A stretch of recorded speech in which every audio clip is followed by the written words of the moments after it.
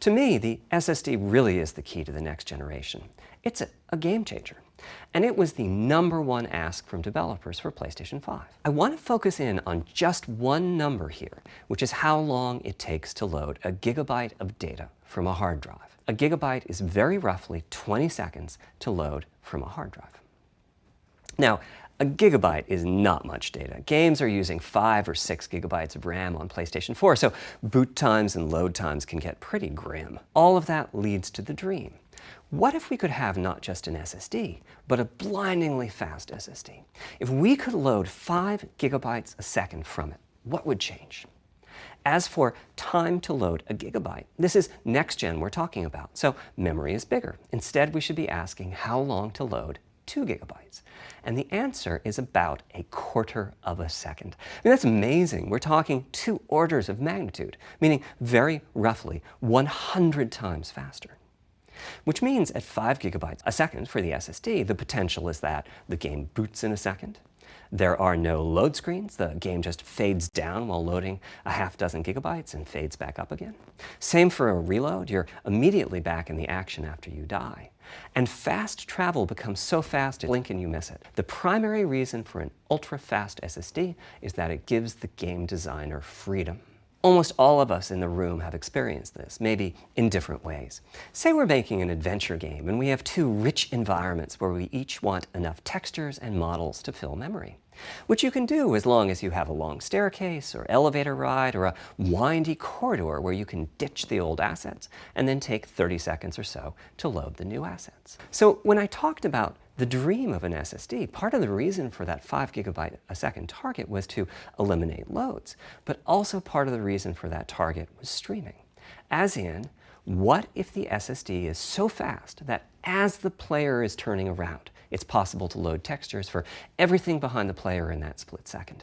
If you figure that it takes half a second to turn, that's 4 gigabytes of compressed data you can load. That sounds about right for next gen.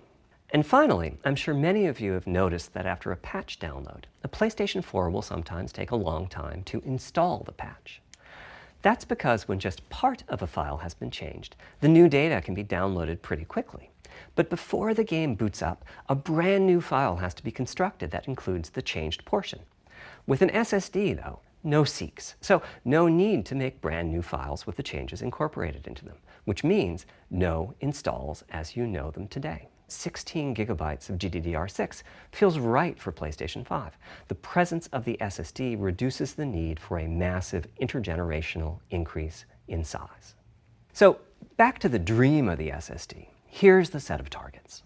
Boot the game in a second, no load screens, design freedom, meaning no twisty passages or long corridors, more game on the disk and more game on the SSD, and finally, those patch installs go away. With a 12-channel interface, the most natural size that emerges for an SSD is 825 gigabytes. The key question for us was, is that enough? I mean, it's tempting to add more, but Flash certainly doesn't come cheap, and we have a responsibility to our gaming audience to be cost-effective with regards to what we put in the console.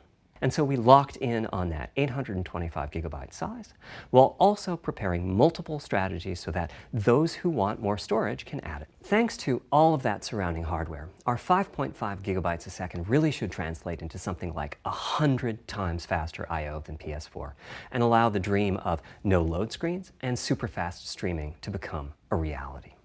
Having said that, expandability of our SSD is going to be quite important. Flash is costly, and you may very well want to add storage to whatever we put in the console. Now, the kind of storage you need depends on how you're going to use it. If you have an extensive PlayStation 4 library and you'd like to take advantage of backwards compatibility to play those games on PlayStation 5, then a large external hard drive is ideal. You can leave your games on the hard drive and play them directly from there, thus saving the pricier SSD storage for your PlayStation 5 titles, or you can copy your active PlayStation 4 titles to the SSD. If your purpose in adding more storage is to play PlayStation 5 titles, though, ideally you would add to your SSD storage. We will be supporting certain M2 SSDs. These are internal drives that you can get on the open market and install in a bay in the PlayStation 5. Here's the catch though. That commercial drive has to be at least as fast as ours. Games that rely on the speed of our SSD need to work flawlessly with any M2 drive. That commercial drive also needs to physically fit inside of the bay we created in PlayStation 5 for M2 drives. Right now, we're getting M2 drive samples and benchmarking them in various ways. When games hit beta as they get ready for the PlayStation 5 launch at year-end, we'll also be doing some compatibility testing to make sure that the architecture of particular M2 drives isn't too foreign for the games to handle. Once we've done that compatibility testing, we should be able to start letting you know which drives will physically fit and which drive samples have benchmarked appropriately high in our testing. It would be great if that happened by launch, but it's likely to be a bit past it, so please hold off on getting that M2 drive until you hear from us. As our solution to adding new features without blindsiding developers, we made sure that if there were new significant features, it would be optional to use them. The GPU supports ray tracing, but you don't have to use ray tracing to make your game. The GPU supports primitive shaders, but you can release your first game on PlayStation 5 without making any use of them. This continuous improvement in AMD technology means it's dangerous to rely on teraflops as an absolute indicator of performance, and CU count should be avoided as well. In the case of CPUs, we all understand this. The PlayStation 4 and PlayStation 5 each have 8 CPUs, but we never think that meant the capabilities and performance are equal. Even as the technology evolves, the logic and feature set that PlayStation 4 and PlayStation 4 Pro titles rely on is still available in backwards compatibility modes. One advantage of this strategy is that once backwards compatibility is in the console, it's in.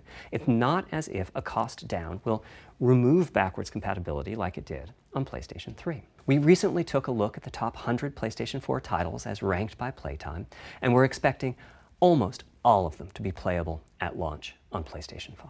Another major new feature of our custom RDNA 2-based GPU is ray tracing, using the same strategy as AMD's upcoming PC GPUs. There's of course no need to use ray tracing. PS4 graphics engines will run just fine on PlayStation 5, but it presents an opportunity for those interested. I'm thinking it'll take less than 1 million rays a second to have a big impact on audio. That should be enough for audio occlusion and some reverb calculations. With a bit more of the GPU invested in ray tracing, it should be possible to do some very nice global illumination. Having said that, adding ray-traced shadows and reflections to a traditional graphics engine could easily take hundreds of millions of rays a second, and full ray tracing could take billions. How far can we go? I'm starting to get quite bullish. I've already seen a PlayStation 5 title that's successfully using ray tracing-based reflections in complex animated scenes with only modest costs. Historically, our process for setting CPU and GPU frequencies has relied on some heavy-duty guesswork with regards to how much electrical power games will consume and how much heat will be produced as a result inside of the console. Power consumption varies a lot from game to game. When I play God of War on my PS4 Pro, I know the power consumption is high just by the fan noise. But power isn't simply about engine quality. It's about the minutiae of what's being displayed and how. It's counterintuitive, but processing dense geometry typically consumes less power than processing simple geometry, which is, I suspect, why Horizon's map screen, with its low triangle count, makes my PS4 Pro heat up so much. Our process on previous consoles has been to try to guess what the maximum power consumption during the entire console lifetime might be, which is to say, the worst-case scene in the worst-case game, and prepare a cooling solution that we think will be quiet at that power level. If we get it right, fan noise is minimal. If we get it wrong, the console will be quite loud for the higher power games, and there's even a chance that it might overheat and shut down if we misestimate power too badly. So, after much discussion, we decided to go with a very different direction on PlayStation 5. We went with a variable frequency strategy for PlayStation 5, which is to say we continuously run the GPU and CPU in boost mode. We supply a generous amount of electrical power and then increase the frequency of GPU and CPU until they reach the capabilities of the system's cooling solution. It's a completely different paradigm. Rather than running at constant frequency and letting power vary based on the workload, we run at essentially constant power and let the frequency vary based on the workload. We then tackled the engineering challenge of a cost-effective and high-performance cooling solution designed for that specific power level. In some ways, it becomes a simpler problem because there are no more unknowns. There's no need to guess what power consumption the worst-case game might have. As for the details of the cooling solution, we're saving them for our teardown. I think you'll be quite happy with what the engineering team came up with. The final of our 3 principles was about finding new dreams. It's important for us on the hardware team to find new ways to expand or deepen gaming, and that's what led us to a focus on 3D audio. Not to oversimplify, but here were our goals for audio on PlayStation 5. The first goal was great audio for everyone, not just VR users or soundbar owners or headphone users. That meant audio had to be part of the console. It couldn't be a peripheral.